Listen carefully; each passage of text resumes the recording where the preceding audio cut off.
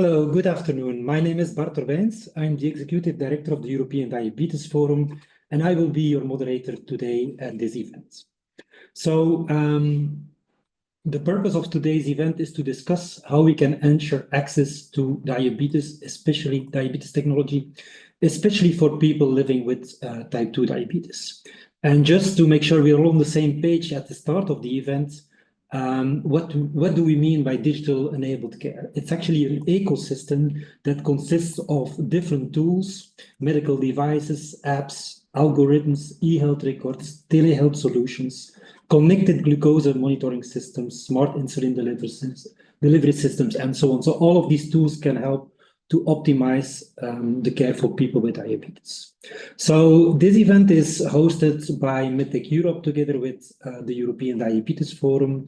And we have also a panel with us today with IDF Europe, represented by their chair-elect Tadej Battellino. And later this afternoon, we will also be joined by MEP András Kulja. So we will start with some introduction remarks. Then we will go to the panel discussion. We will also hear from a person living with a type 2 diabetes about his experience. And then last but not least, we also have foreseen an interactive part with the audience. Let me explain how this worked. You can actually go to the Q&A function at the bottom of your screen, type your question in the text box, and also send it to us. We will address most of the questions, or hopefully as much as possible of the questions you sent to us. And today is also the day that the MedTech Europe paper will be launched about this topic on how to unlock access to digitally enabled diabetes care. So you will all receive a copy of this document later today or tomorrow, and you will also see this on the social media events. But maybe I give the floor first of all to you, Slobodan, from the MedTech Europe Diabetes Sector Group. Please tell us a bit more about this position paper. Well, thank you, Bart. Good afternoon to everyone. And thank you for the speakers that join us today. I think we have an exciting webinar ahead of us. Just as a reminder, we have about 60 million Europeans, our colleagues, citizens that are people living with diabetes. And diabetes is considered what's called a silent pandemic, right? Unfortunately, the prevalence of diabetes is growing. To extend that by 2045, there is going to be additional 10 million people living with diabetes diagnosed. And as we all know, diabetes is a chronic disease, which basically means and requires a constant daily management. Unfortunately, it's a progressive disease, which means that it drives a certain risk of complications, which are then sorted out in the healthcare system. That typically is coping in a difficult way with the influx of the people looking for a care.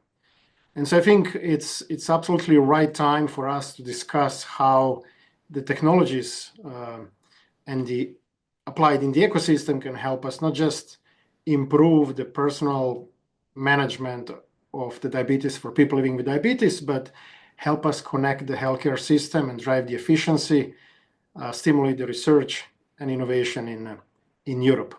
So just 2 days ahead of the World Diabetes Day, we are really happy that we are able to present to you the document, which is titled Unlocking Access to Digitally Enabled Diabetes Care, and to organize this webinar. What we have done as a medical association, we basically engaged in interview process with a large number of stakeholders, being the healthcare professionals, people living with diabetes, policymakers, to try to understand what are the challenges that people living with diabetes observe every day in their life, what are the challenges that the healthcare system is confronted with in managing people living with diabetes and a chronic disease, what are some of the solutions that exist there, and how we provide better access to these solutions for a broader set of people living with diabetes, especially type 2, which represents almost 90%, if not more, of all the people living with diabetes. And finally, what are some of the recommendations in terms of policy that are instrumental in actually enabling a better access and scaling the solutions. So without going in details, we have provided a concrete set of recommendations. You can see it on the screen. There is 6 recommendations of what we see as the association and the group of people that have been interviewed recommend. And so with this, we gather here together today to go in more details and have a very intimate discussion with the experts about the challenges, the solutions, and actually recommendations as we go forward. So I thank you again, everybody, for joining, and I look forward to the dialogue. Thank you, Slobodan. By the way, this report was also during the exercise of this report, the members also in this webinar were also interviewed, and so it's an international group of experts that also supported you. So I just wanted to say that. So I think we will now look into a testimonial of a person living with type 2 diabetes who was diagnosed 28 years ago. So let's listen to the experience of Mark and how technology changed his life. Good afternoon. My name is Mark Tiller, and I was diagnosed with diabetes type 2 in 1996. Like many people, I struggled to control my diabetes for a very long time, with stress causing diabetic burnout, where I didn't even want to think about my diabetes. That held true for a long time and led to complications like retinopathy. But on World Diabetes Day in 2019, I had a set of blood tests done, and my long-term glucose score was 74. Now, the target for type 2s is 48, so I was way over. And I decided it was time that I improved my management of my diabetes. I decided to self-fund the Freestyle Libre system, and the first sensor went on the 5th of December 2019. By Christmas, I was on low carbohydrate diet, and on the 14th of February, I had another set of blood tests, and my long-term glucose score was 49. So in only 10 weeks after putting the sensor on, the data I got enabled me to make changes that got my diabetes well managed for the first time in more than 20 years. That's the power of CGM and what it can do if you're prepared to make changes. Thank you, Mark. Mark could not be with us today as he is working, but thanks for this testimonial he sent to us. And now we will move on to the panel discussion. And as I already announced at the start of the event, MEP András Kulja will also join us, hopefully during the panel discussion or shortly thereafter. So we will start with the panel. And again, please, I invite all attendees to also send your questions you might have in the Q&A box, and we will also try to respond to these questions. So first of all, we will look at the challenges. Then we will also hear some best practices. And finally, of course, it's all about solutions, right? So we will also hear during the panel discussion some of these solutions you are proposing. Let me start with you, Stefano. So Stefano del Prato, let me briefly introduce you. You are the chair of AUDF, the past president of AISD, and also professor of endocrinology and metabolism at University of the Pizza School of Medicine in Italy. Tell us from your perspective, treating people with type 2 and obesity, how do healthcare systems in Europe fall short actually in treating all these people? What is your perspective? Yeah, Bart, thank you very much. But also, before I try to respond to your question, let me thank MedTech for this great opportunity.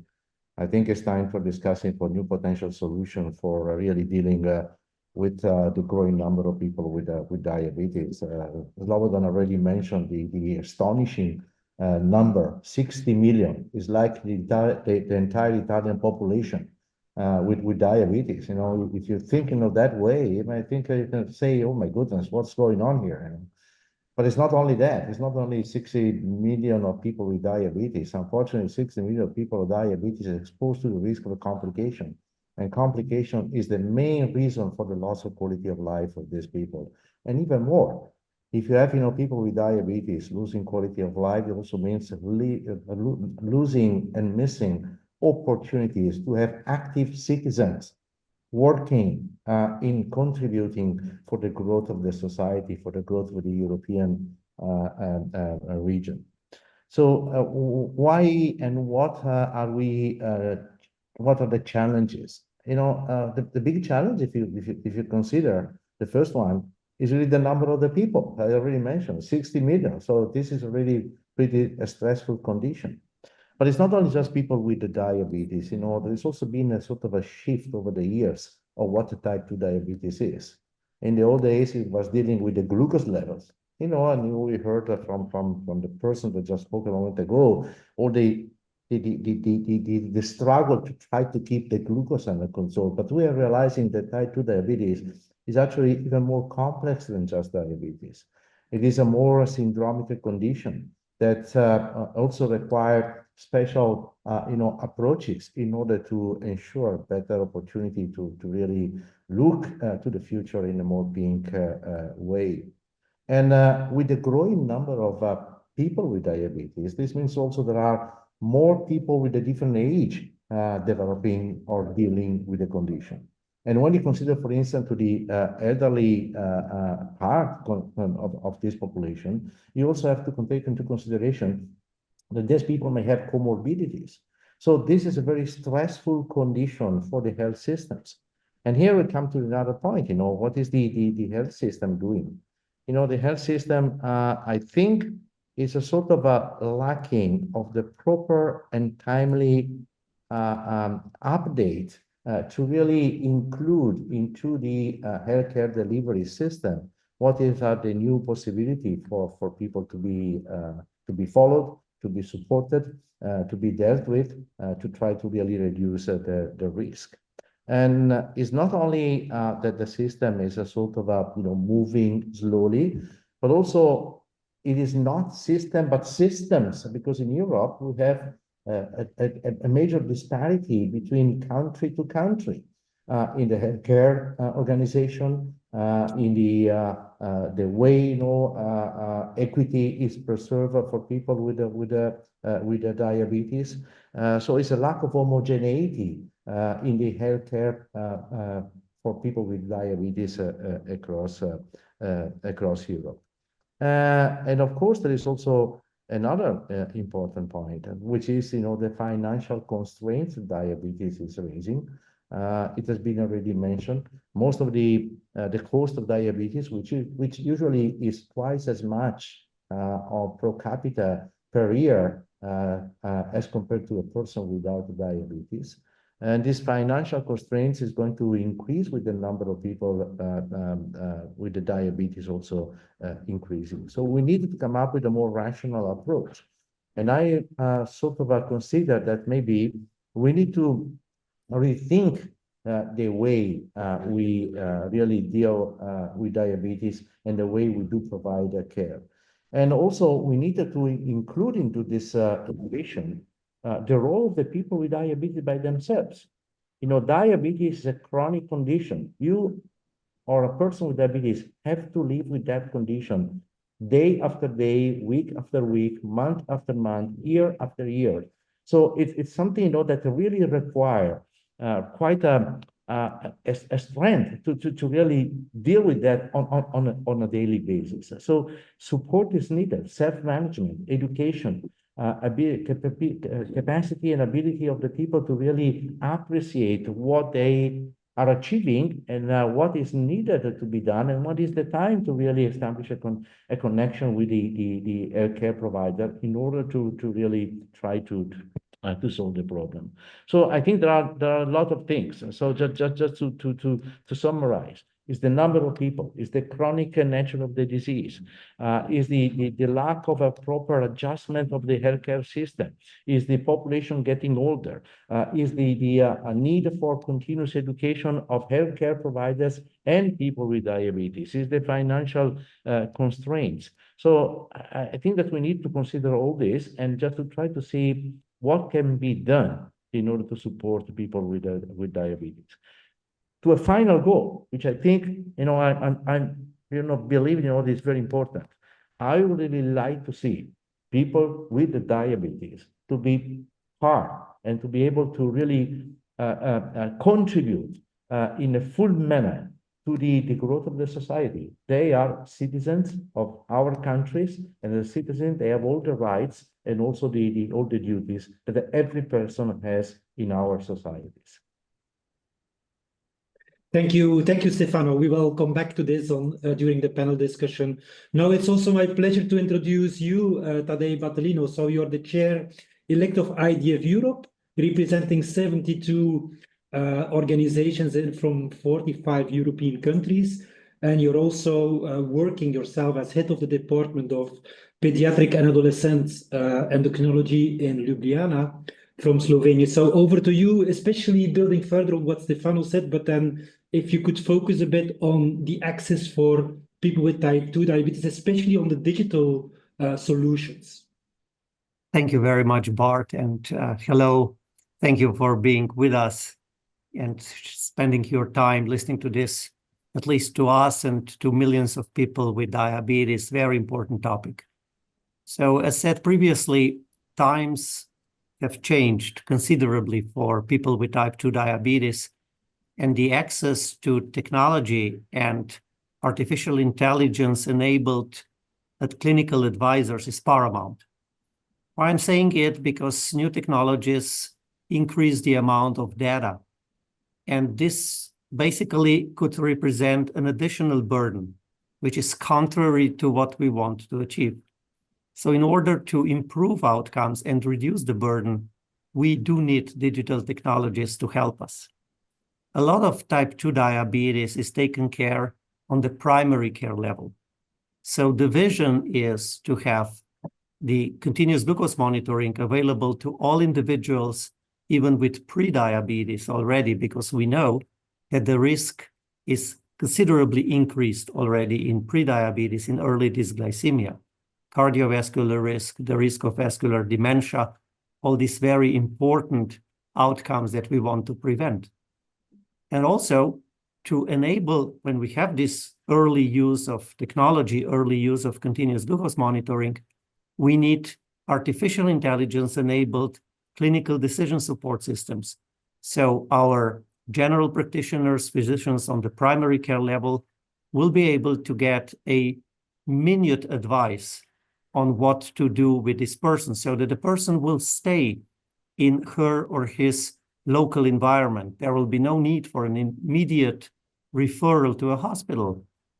But the technology, the digital systems, the digital ecosystem, as Bart nicely says, will help to really guide this general practitioner and his team, the nurse specialist, to really early and decisively intervene in people with type 2 diabetes. So this is our vision of the digital ecosystem, of course, in connection to the digital medical record that is now almost universally available in the European Union. And of course, also this hopefully at some point will be linked to the outcome data so that we'll be able to show that this early approach, early identification of individuals at risk for type 2 diabetes, and obviously those with type 2 diabetes using CGM, and early intervention based on the data that we get on glucose from these technologies, interpreted by artificial intelligence-enabled decision support systems, will really help reduce the burden of the disease, improve the quality of life with these people with early or developed diabetes, and also reduce the burden to the societies and hopefully save terrible complications and save a lot of money. Thank you, Tadej, for this first round. We will build again on this during the panel discussion. We are still waiting for MEP Kulja to join us, but I would just like to remind from the testimonial from Mark that one of his challenges was also that even after 20 years of living with type 2 diabetes, he also reminded us that at the very start, he also needed to self-fund his new technology. So I think that is an additional challenge I wanted to bring back to this group. So we have discussed now some of the challenges. It's also time to look at some of the best practices. So Slobodan, over to you. So again, you are chair of the MedTech Europe Diabetes Sector Group, so representing the medical technology companies in MedTech Europe. And so can you please share with us some of the best practices you are aware of? Yeah, I think, first of all, Professor Battellino outlined a perfect vision of how the healthcare system can improve to cope with the issues and how we can make a difference in the lives of people living with diabetes. Now, this is not just a vision, it's also a reality. I always ground up myself when I think of people living with diabetes. We all have visited hospital once, twice. We have entered the hospital, we were diagnosed, we were treated, and we left the hospital. And then we forgot about our condition.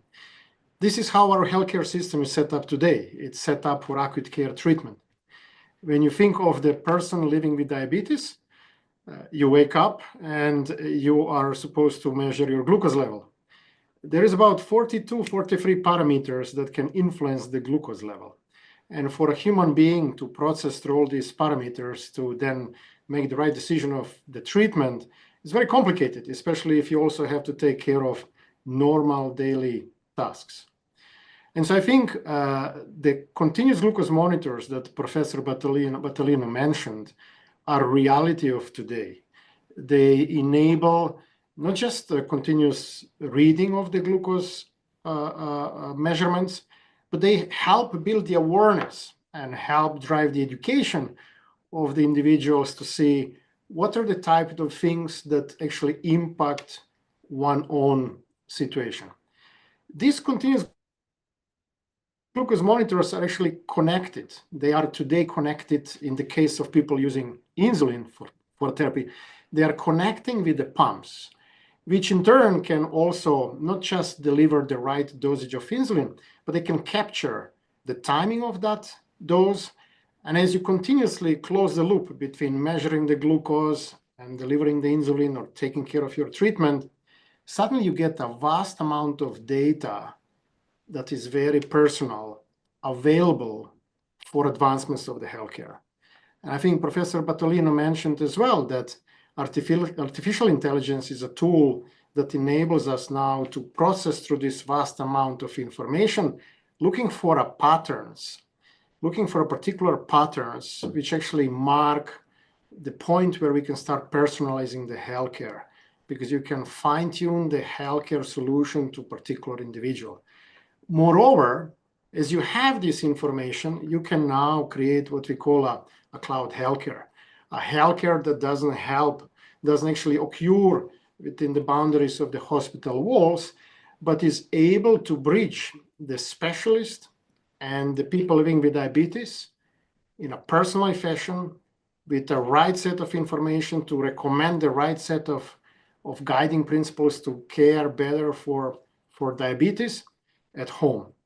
And so I think it's very exciting to see that technology that's closing the loops, that's personalizing the care using artificial intelligence, big data analytics, and is able to connect the people at home with the specialist remotely, is available.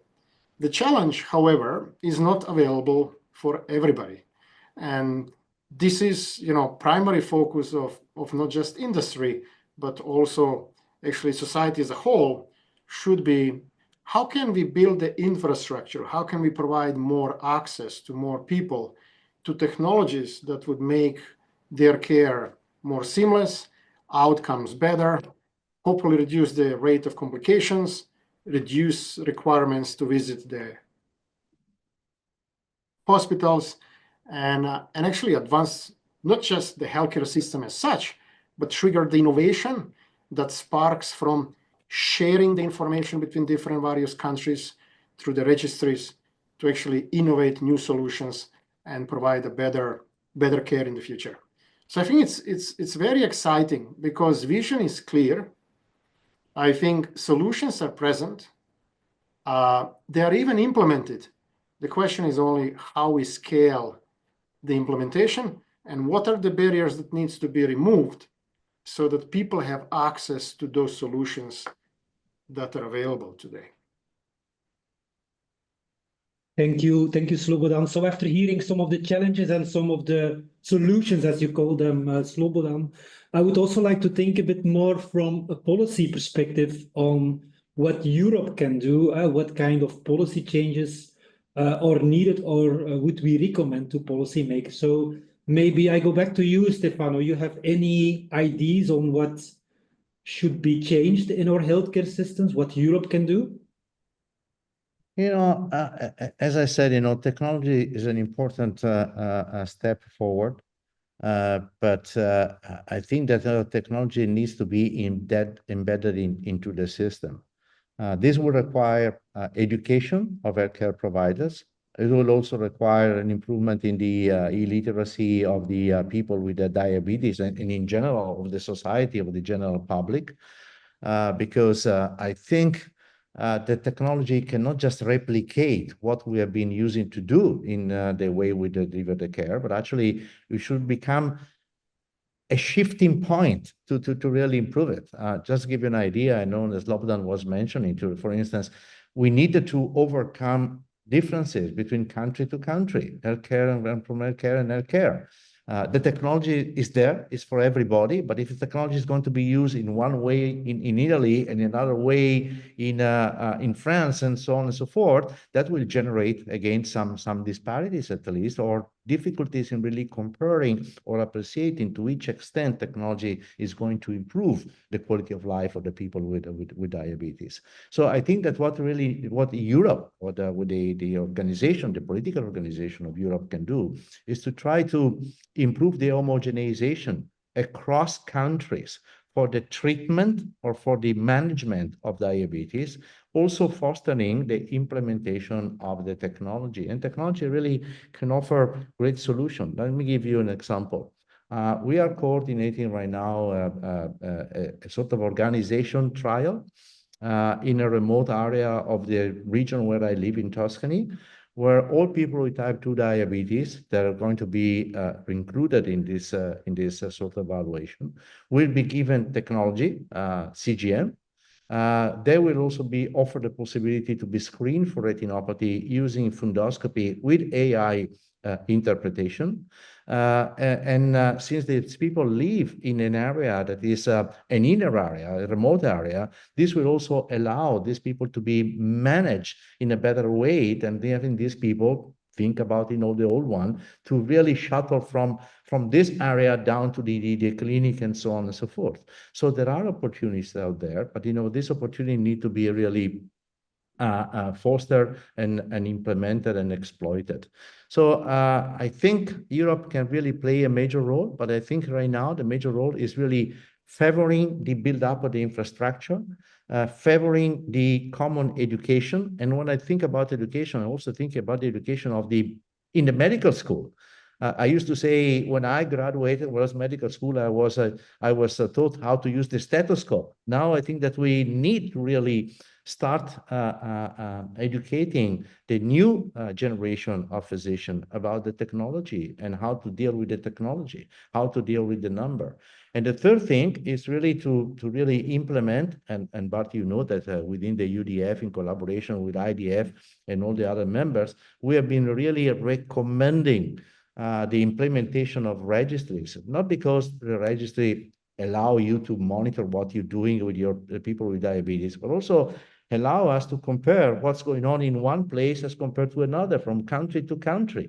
And by knowing what is going on, it may be easier to elaborate the solution that may improve the homogenization of the healthcare. So I think Europe can do a lot here, requesting specific plans for diabetes, and possibly to really homogenize in these plans as well. And this for diabetes, and just, interpreting what Tadej also said, also fostering the implementation of screening process for people with a pre-diabetes, because as always, the earlier, the better. So I think there is a lot that can be done here, Bart. Yeah, thank you, Stefano. Back to you, Tadej. So any ideas from your side on what policy changes are needed? Yeah, so first, I think on the level of awareness, we have to understand that glucose is dangerous, that glucose is damaging. The UK PDS showed that glucose within the normal range, on the lower part of the normal compared to the upper part of the normal, there is a threefold increase in the risk of cardiovascular event. So even normal glucose is dangerous. So any early elevation, early dysglycemia has to be detected and managed. So awareness perhaps is the first part, because with the awareness inside the European Union, people will go into the right direction, which is early detection and really efficient therapy. So disease-modifying therapy at the very beginning. The second thing I think is important is the safety of people with diabetes using technology. Why I'm saying it? Because the United States FDA has a very nice technical standard called iCGM that provides really good safety to people with diabetes, whereas in Europe, we have no standards to evaluate CGM. So many CGM systems that may not be as accurate or as reliable are entering European market. So the European Union must act swiftly to protect people with diabetes from technology that may not be sufficiently accurate or reliable, particularly for what Slobodan mentioned, which is delivery, direct delivery. So based on the continuous glucose monitoring, direct delivery through algorithms, through artificial intelligence of insulin or perhaps other medications in the future. So the safety is the second, I think, very important part of the European Union joint action. And the third one, I think, is access and reducing disparities. So we have to make sure, typically, obesity and type 2 diabetes is more prevalent in underprivileged environments. We all know it. So we have to make sure that these disparities in the access to technology and disease-modifying medications is eliminated, so that also people with that have less means, that are in less advantaged social environments, and of course have obesity and then early dysglycemia and diabetes, also get access to these modern technologies of the highest standard and the disease-modifying therapies, which we know now can reverse the course of obesity and all of its complications. Number one, obviously, dysglycemia and diabetes. I am not ashamed to be a sugar doctor. Glucose variability causes most of the troubles that we see. But then, of course, there are other protective pathways of these disease-modifying medications, cardioprotection, renal protection. So all this should be accessible also to people that live in a less communities and social environments. And we must act together to reduce disparities that are currently in existence. Thank you, Tadej. We have already a few questions from the audience, but before going there, Slobodan, you already also suggested some solutions for policy changes. You have anything to add? Yeah, maybe just basic things, right? We all grew up in our life when, we moved from having the roads to having highways in our countries. And we all witnessed how the infrastructure transformed the economy and society. And so I think this is just reinforcement that, the technology is an enabler. And to become a solution, you need to utilize it, you need to frame it, you need to scale it. And I think key here is that we keep providing the right level of reimbursement for the right technology that can enable not just transformation of how people manage diabetes themselves, how the healthcare system supports in managing people living with diabetes, but stimulates the new form of innovation, research, and in this way drives the competitiveness of Europe. Everybody talks about artificial intelligence, and there is no reason for us in Europe not to be able to participate. The second thing I think is the framing, right? We are very diverse in Europe, diverse societies. But if you want to scale something, you need to have a frame. And I think Professor Prato was mentioning, one needs to define the frame under which the healthcare system can exchange the information to learn, do the research, create something new. One needs to create the healthcare system where people traveling across Europe know that if the urgency healthcare is required, they're taken care of because they would be admitted, quickly diagnosed, taken care of. I think policy is critical. And we know, for example, the World Health Assembly has set specific global targets for diabetes and especially diagnosis, which is the first step in taking care of people living with diabetes, right? And they have outlined that they have a target of about 80% people living with diabetes diagnosed.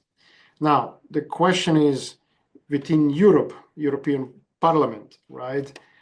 We believe, and based on the recommendations, should adopt their own initiative report on diabetes, because the best way to solve the problems is to engage, to understand the problem for yourself, engage the stakeholders, create the solution, and then roll them out, not just pan-European way, but also at the national level, so that we get that frame in a standardized fashion, and we can actually scale and advance the healthcare for the society. So I think those are some of things I would add at the end. Clearly, technology is there, the unmet need is there. We are building infrastructure. We need to keep scaling it. I think we need to just focus on the policy framing so that we can scale and build something that's sustainable but truly transformative for healthcare system in Europe and people living with diabetes. Thank you, Slobodan. So as promised, we're also going to take some questions from the audience, and the first questions are coming in. So let's start by engaging also with the larger community. So the first question is, what about research? So how research could help to scale the implementation of the evidence, and what kind of evidence we still need to convince policymakers? So maybe, Stefano, what do you think? The role of research. I've been almost my life, a clinical investigator, and I think that clinical investigation also applies to technology. So if research can be very helpful and instrumental to show that technology can provide with kind of results that also translate into specific outcomes, and because of that reinforce the information that we can deliver to the policymakers in order to facilitate the implementation of this. Tadej was referring before, what is the importance of controlling glucose. But controlling glucose means to really reduce the risk of developing complications. For us, maybe it's a sort of a natural to consider that is indeed the case. But I also think, that stronger research can also support this kind of results, and this kind of result can be used to really put pressure on the policy agenda to really have technology becoming integral part of the way we manage diabetes. So research is always important, but it is research to exploit what is the potential of implementing technology, but it's also research for the technology itself. Because technology is the result of a continuous research. Just looking the person with diabetes who spoke at the beginning of this webinar was referring to a system to monitor glucose. But if you just look at that specific system, in just a few years, has been evolving and improving in an incredible manner. So and this is the kind of research that also we need. And that research, and I think it was Slobodan referring to, it's also important for the European environment as well. because improving research and investing into the research and becoming more independent in research also, make Europe stronger with respect to potential competition with other research area, America, the Asian research, and so on and so forth. And I think that we also needed to preserve what is the richness that is existing here in Europe. So for me, research is key, and you can really look at research in a different way. As I already said, implementing the technology and seeing what the technology can offer, improving the technology, elaborating systems that may allow technology to be shared in a more equitable manner across individual and countries, and researchers to really move up to better system to really assist the management of diabetes. So it's a research. I'm a strong believer of that. Thank you. Another question, Tadej, I would like to ask to you. So it's about the interaction between medical associations and, for instance, the regulators such as EMAs and other regulatory bodies. So do we need to interact more with them when it concerns about digitalization, diabetes technology? What do you think about engaging more, better with regulators? I think this is also very important. Thank you for this question. It also actually starts with research, because usually a device gets regulated based on the research data, on the clinical research data. And in the United States, it is the FDA, the Food and Drug Administration, that regulates devices. Unfortunately, in Europe, this is not the case. So it is not the European Medicines Agency that regulates devices, but it is several notified bodies around Europe. And there is, as mentioned previously, no standards on how to do it. So I think if, let's say, European Medicinal Agency or other regulators would listen to medical societies, to learn societies, to change something, that would be extremely helpful. So I am a big believer in research. Medicine should be evidence-based. But we always have to be careful not to demand too much. Please remember, we had all the data from Sweden, also published in the best journal in the world, to say glucose is dangerous in type 1 diabetes. But we still did a DCCT, a 10-year study of 1,400 people to demonstrate this for sure. I think we should be cautious and kind to people with diabetes. We shouldn't overburden them on the other side with research that cannot give anything else than the same result. We know that elevated glucose is dangerous and causes chronic complications. This should be an accepted fact, and we should act upon this fact because the evidence there, both for type 1 diabetes with the DCCT and for type 2 diabetes with the UK PDS, both trials performed and published 35 years ago, I think should be sufficient to say that putting glucose close to the normal range is super important for people with pre-diabetes and diabetes. So, of course, regulators should really be on the side of the learned societies and perhaps understand that in Europe, ideally, the European Medicine Agency would also take over the regulation of devices and make the same pathways and the same very nice and safe order as our friends over the ocean in the United States have with the Food and Drug Administration.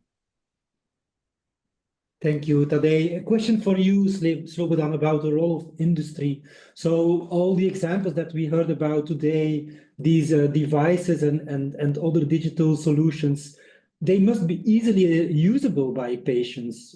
So how do we make sure that people living with the condition, living with diabetes themselves, are involved in the design and the development of these devices? And for instance, how is their feedback? I think for sure. Yeah, look, for sure in the MedTech, nobody innovates in the closed room, right? All innovation in the MedTech typically happens, in the connection with the user itself, be it a healthcare professional, be it a person living with diabetes. that's just the fundament of the MedTech. So there is always engagement of the users in development of the products. I think we talked about the research, and it was mentioned that technology has advanced so much that, you know, what used to be bulky is now small.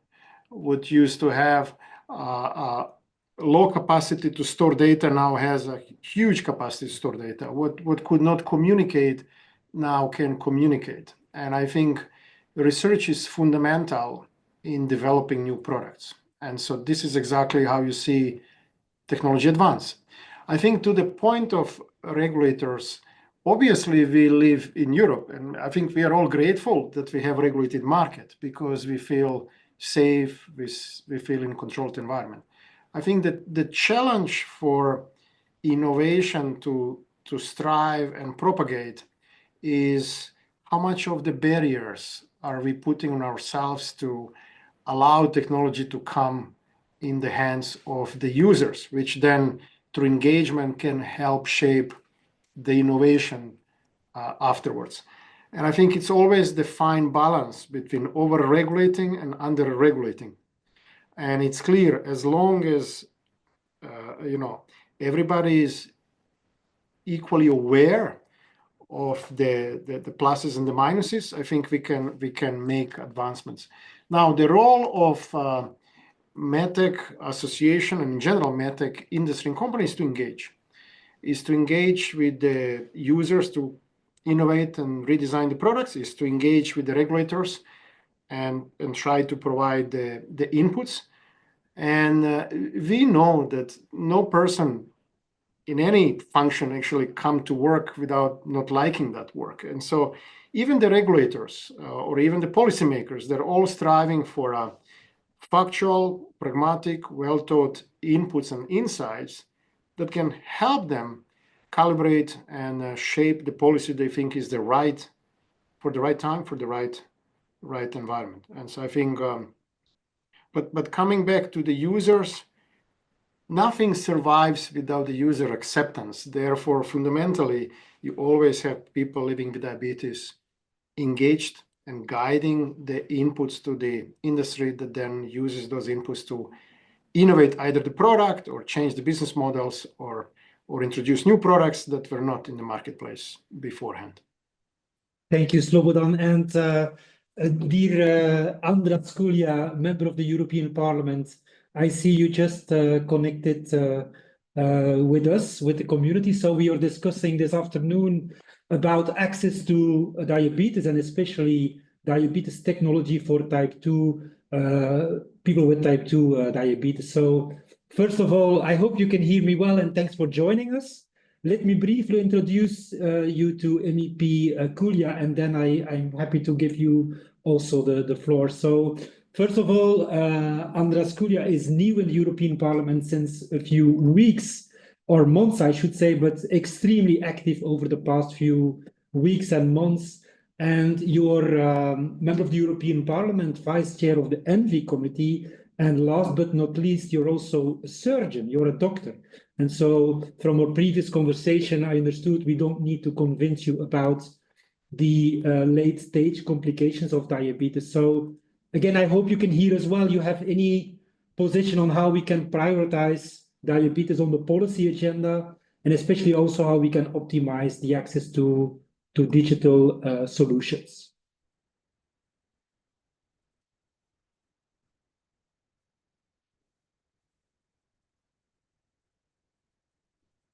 Seems like we have a small technical issue, so I will repeat my question later, but maybe while we're waiting, back to you, Stefano, you mentioned in the previous round about the difference between regions and the need for a more homogeneous approach across Europe. You have any specific proposals? For instance, I'm also thinking about one of the questions about how to make sure that also elderly people or can take benefit of these solutions. Yeah, you know, Bart, you've been in the UDF since it has been launched, and one of the first action was really how to attract more interest and how to get better implementation of the technology to support people with the diabetes. And actually, I think Tadej was also part of this of the working group on the technology and the expectation for the technology. And there was a big focus in that document on the potential of the apps. And apps can be really declined, can be really designed to really help a different strata of the people with diabetes, including people who are not anymore that young and maybe not that familiar with the sophisticated technology. But one of the advantages of technology can be very flexible and can be really built in order to respond to the specific need of different individuals. Kids on one side, very old people on the other side, support to really how to monitor their glucose, but also how to monitor their physical, although maybe limited activity, how to monitor their management of their diet and so on and so forth. So there are incredible possibilities there. And by starting the implementation, the introduction of this technology, you end up, I believe, to really improve what is the confidence and the literacy with respect to the technology of the diabetic population. So I think there is a possibility also for the elderly, and it can be directly for the person with the diabetes.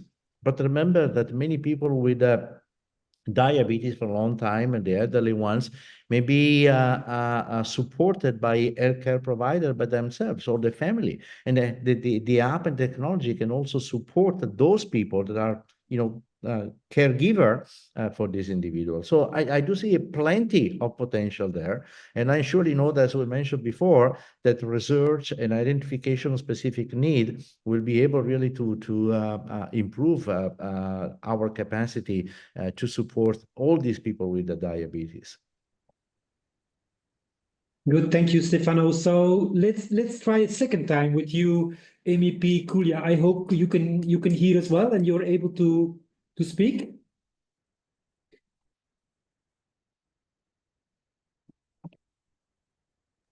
Technology sometimes, may be tricky. Can you hear me now? Yes, perfect. Oh, Yeah. Perfect. Sorry for that. We tried everything and sorry for that.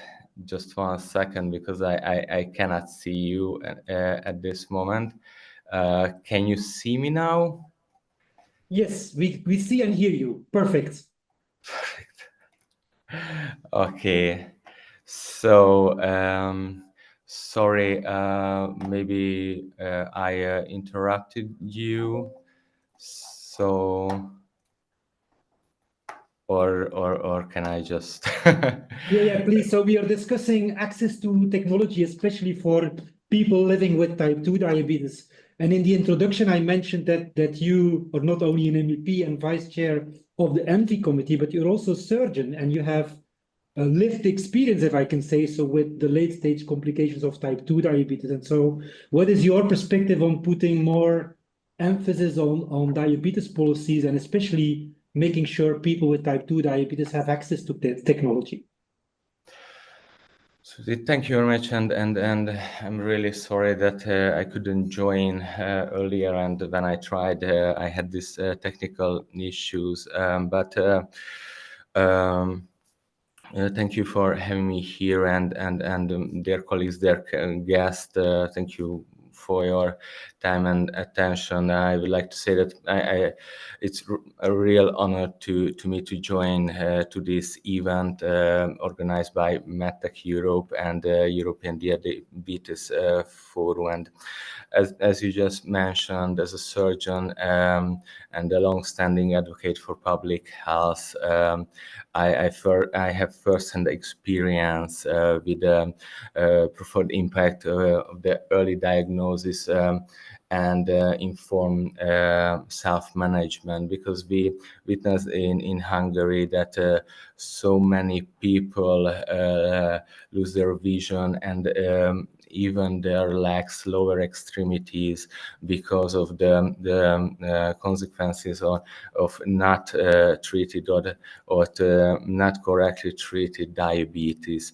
And I think that it has a very huge impact in our on our society, because for example, type 2 diabetes currently affects 60 million people across Europe, but the number is expected to reach nearly 70 million by 2030.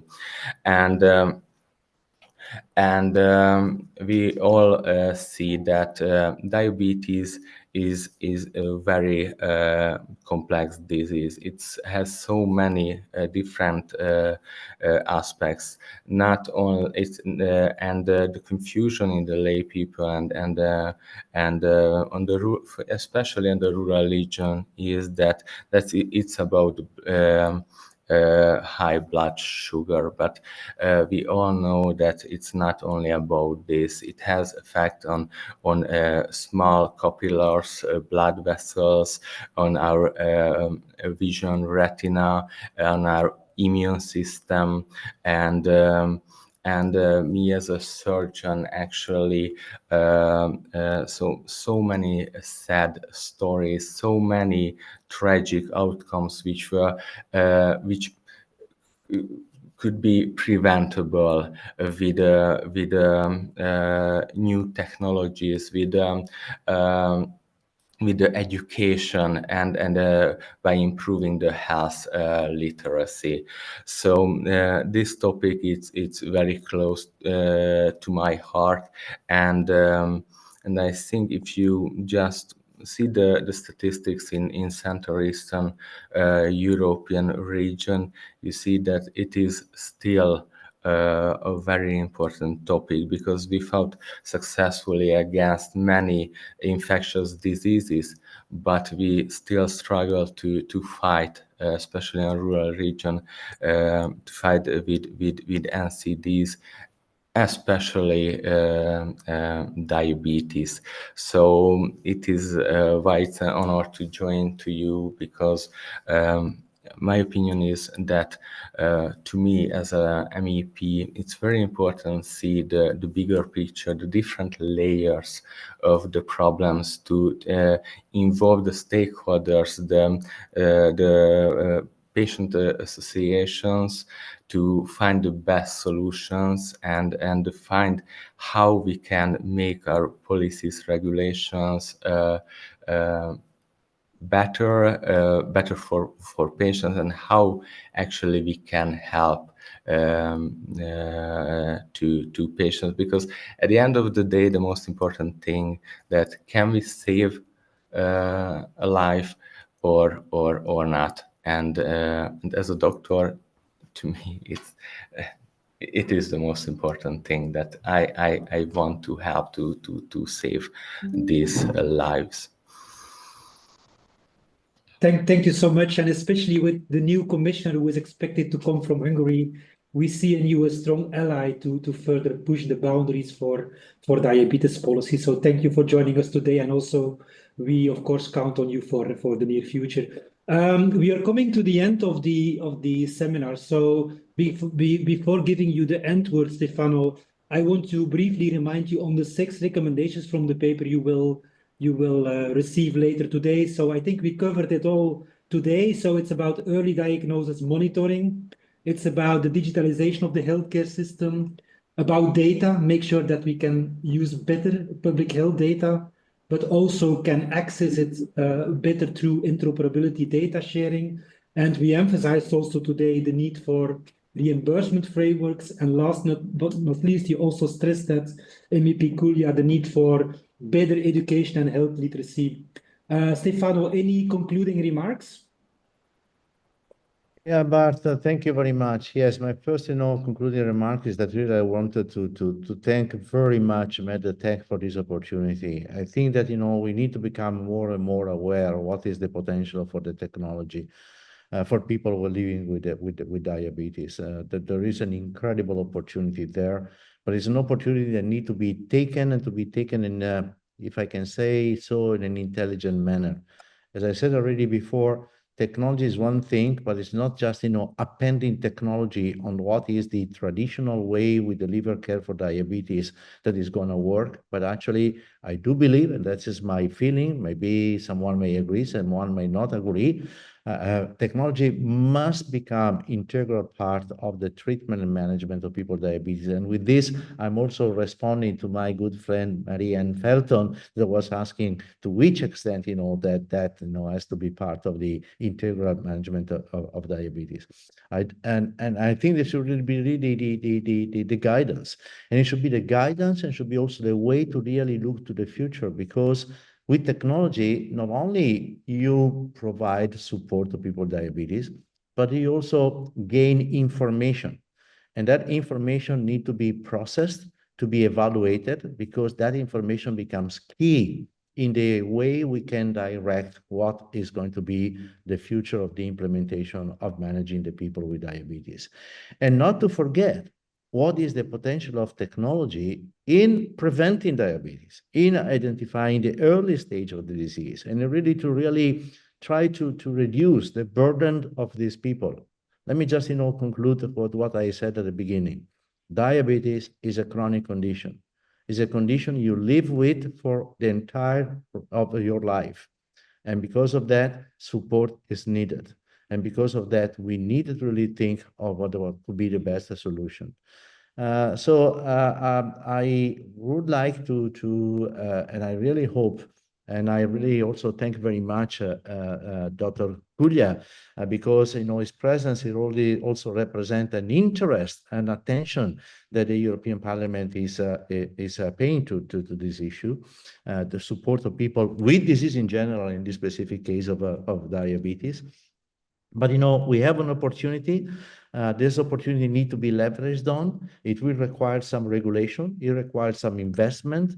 But I think that if we can provide better management for people with diabetes, we're going to gain to the European community, to our societies, more people able to contribute to the safe and good growth of the society.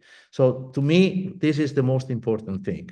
Technology is an important tool, but it's a tool that should enable people living with diabetes to be able to fulfill all of their expectations and to become essential part of our society.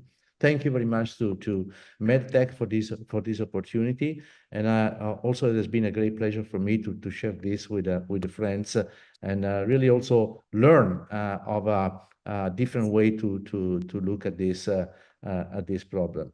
We are the people working with the people with diabetes, but also we have an opportunity to discuss with people that have the possibility to bring the concept to the agenda, the political agenda of Europe. So I'm confident that we'll see more positive things to come in the near future. Thank you very much. So thank you to all panelists for speaking this afternoon. Thank you for MedTech Europe for organizing it. And also last but not least, thanks to our audience for joining our conversation. Have a nice afternoon. Bye-bye.